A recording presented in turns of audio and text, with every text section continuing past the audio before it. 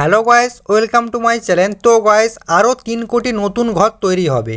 মন্ত্রিসভায় নেওয়া হয়েছে সিদ্ধান্ত। পশ্চিমবঙ্গের বাসিন্দা কি পাবে, চলো আজকের ভিডিওয় তোমাদেরকে জানিয়ে দিই।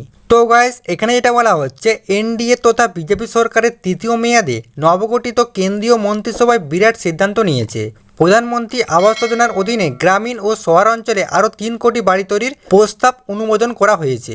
গত 10 বছরে যোগ্য অর্থনৈতিকভাবে দরিদ্র পরিবারকে 4 কোটি 21 লক্ষ বাড়ি বরাদ্দ করেছে পিএমএওয়াই।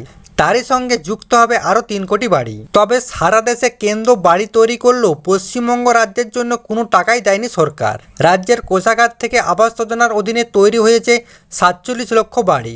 আরও 11 লক্ষ বাড়ি এইভাবেই তৈরির প্রতিশ্রুতি দিয়েছে মমতা সরকার। আগামী ডিসেম্বর থেকেই আবাস যোজনার প্রথম কিস্তির টাকা প্রদান করা হবে বলে জানা গিয়েছে। তো গাইস, আগামী ডিসেম্বর মাস থেকেই কিন্তু আবাস যোজনার টাকা কিন্তু চলে আসবে অ্যাকাউন্টে।